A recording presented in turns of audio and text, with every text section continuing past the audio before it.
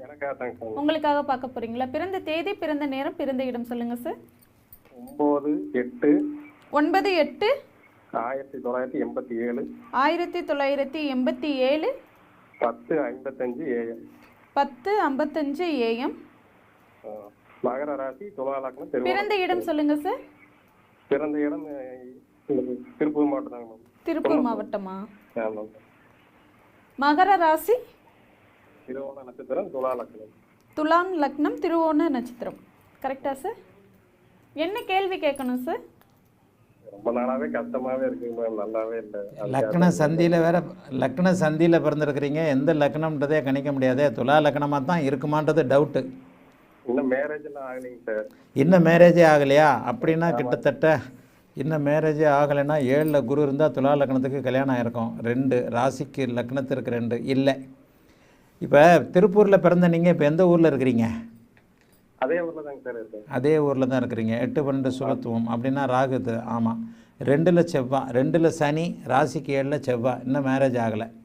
இந்த 2, 7, 8ஆம் இடங்கள், 2ல் சனி, லக்னத்திற்கு 2ல் சனி, ராசிக்கு 7ல் செவ்வாய், இந்த மாதிரியான அமைப்புகள் அடிக்கடி சொல்கிறேன் இல்லையா? ஆமாம் ஆமாங்க சார். தவிர குருதசை சரியான பருவத்தில் குருதசை வேறு 2015லேருந்து 10 வருஷமாக நடந்துக்கிட்டு இருக்கு. சரி, இந்த அமைப்பில் குருதசை சுக்கிரபக்தி என்னங்க? அதுக்கு முன்னாடி ராகதேசியமே தெரியலைங்க சார். குருவின் வீட்டில் இருக்கிற ராக எப்படி நல்லா செய்வார்? உங்களுக்கு குருதசை உங்களுக்கு மட்டும் 32 வருஷம். ஆமாங்க சார். உங்களுக்கு மட்டும் துலா லக்னத்துக்கு குருதசை ஆகாதுன்னு சொல்கிறேன். 6ஆம் இடத்துல சுவருடைய வீட்டில் இருக்கிற ராகு எப்போவுமே கடன் நோய், வம்பு வழக்கு, எதிரிகளை தானே தருவார்னு சொல்கிறேன். ஆமாம் ஆமாங்க சார். நீங்களே சோம்பேறி ஆகிட்டீங்கன்றதான் உண்மை. பௌர்ணமி யோகம்லாம் இங்கே வேலை செய்யாது. ஆமாம் ஆமாங்க சார். தசாபக்திகளின் அடிப்படையில் உண்மையிலே ஆடி திருவோணம் என்கின்ற அருமையான பௌர்ணமி யோகம் தான். 10ஆம் இடத்துல செவ்வாய் நீச்சமானாலும் திக்பலத்தோட சுபத்துவமாக தான் இருக்கிறாரு. எல்லாம் சரிதான். தசாபக்தி அமைப்புகள் நல்லா இல்லையே. உங்களுக்கு மட்டும் 32 வருஷம் கெட்ட காலம். ஆமாங்க சார். ஆமாம் அப்படி 10 வயசுலேருந்தே சுத்தம். ஆமாங்க சார். ராகுதசை 6ஆம் இடத்துல உங்களை முழுக்க ராகுதசை சுத்தமாக டல்லாக அடிச்சிருக்கோம். உண்மையை சொல்லப்போனால் சோம்பேறி ஆகிட்டீங்க. பளிச்சுன்னு சொல்கிறதுக்கு வெக்கமாக இருக்குது. ஆமாங்க சார். அதாங்க சார். சோம்பேறி ஆகிட்டீங்க. இப்போ குருதசையில் சுக்கிரபக்தியில் கல்யாணம் நடந்தே தீரும் அடுத்த வருஷம். என்ன இருந்தாலும் 38 வயசு ஆகுது இல்லையா? ஆமாம் சார். சுக்கிரன் சந்திர அதியோகத்தில் இருக்கின்ற காரணத்தினால அடுத்த வருஷம் ஏப்ரல் மாதத்துக்கு பிறகு கல்யாணம் நடக்கும்.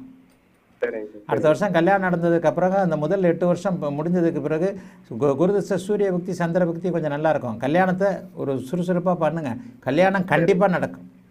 சரிங்க சார். சரிங்க சார். ஏன்னா 5ஆம் அதிபதி என்ன இருந்தாலும் வலுத்திருக்கிறாரு. சூரிய சந்திரர்கள் வலுத்திருக்கிறாங்க. ஆகவே கல்யாணம் கண்டிப்பாக அடுத்த ஏப்ரலுக்கு பிறகு நடக்கும்.